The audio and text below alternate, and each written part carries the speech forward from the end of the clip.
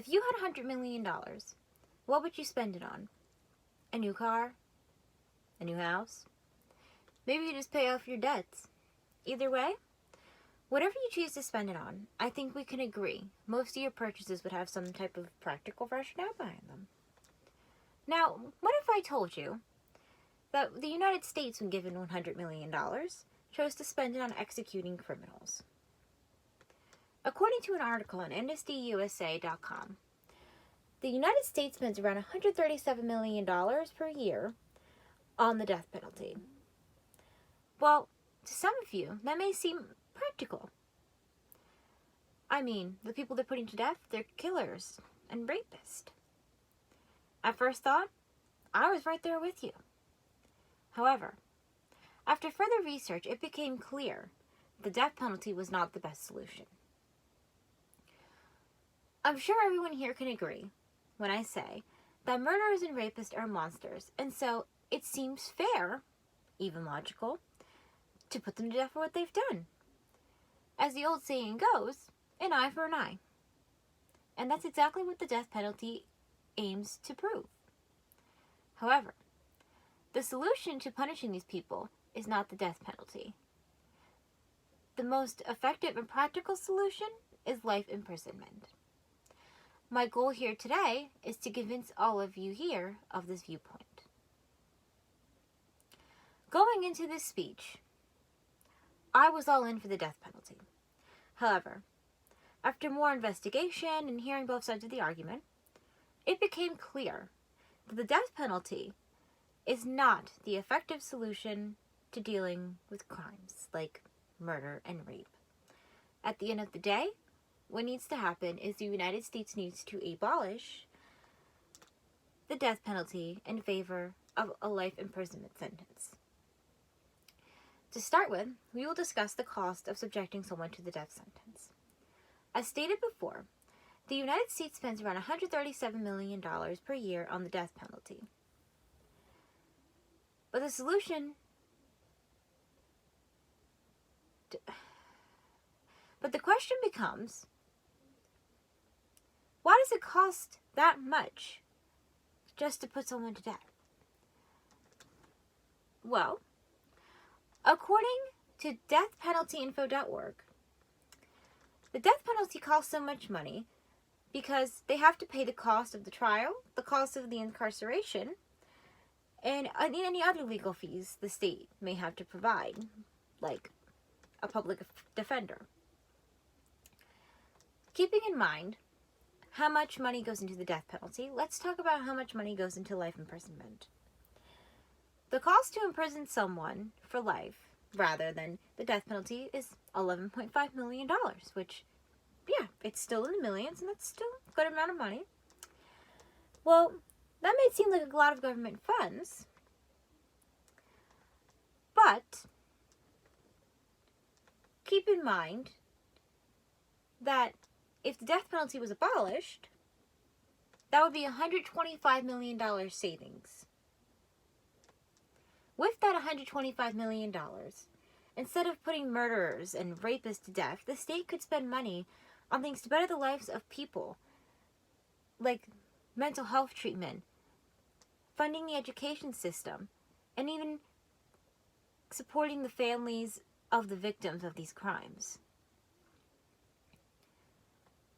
With the abolition of the death penalty, government funds would be put back to the people rather than towards killing those they deemed worthless. In addition to being more expensive than a life imprisonment sentence, the death penalty has not shown to be any more effective at deterring crime than life imprisonment.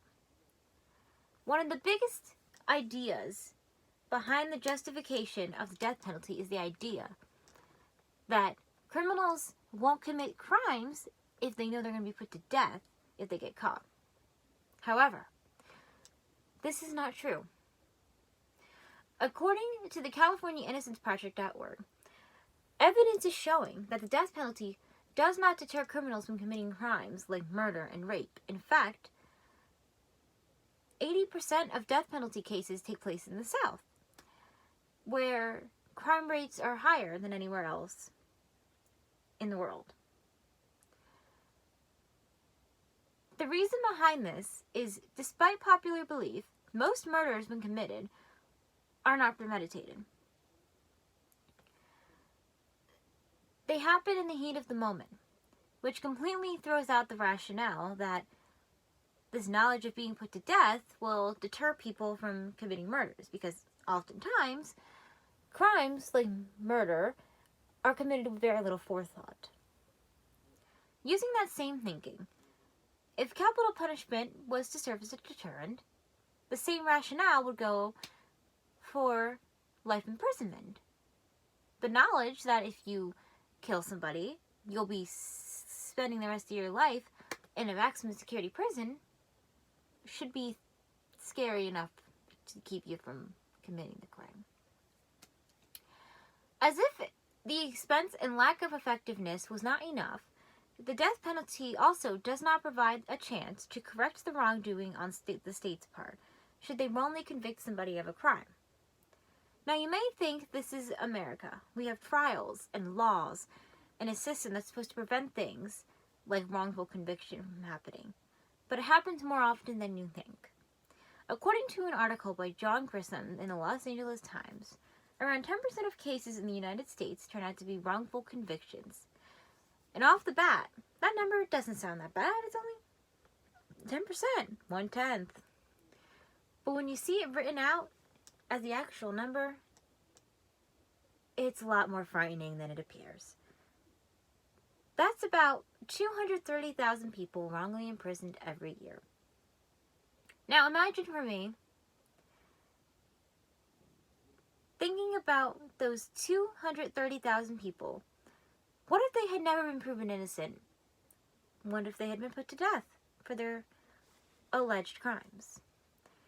That would have been 230,000 innocent lives lost. With the death penalty, there is no taking it back.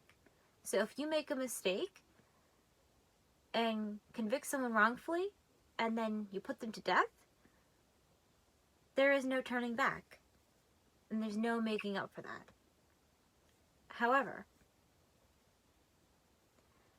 if they were convicted and just put on life imprisonment and later proven innocent, not that they could make up for lost time, but they could at least have a chance to live a life again.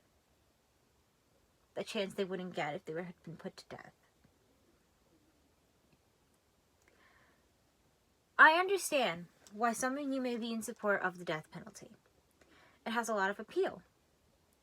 But it's not the most practical or effective solution to punish those who committed heinous crimes like murder and rape. In the United States, the death penalty should be abolished in favor of a sentence of life imprisonment. Not only would the abolition of the death penalty allow the government to direct the surplus funds to funding things like mental health and education system and stuff like that, but it would also free the government from the risk of condemning an innocent person to death. Thank you for listening, and have a great day.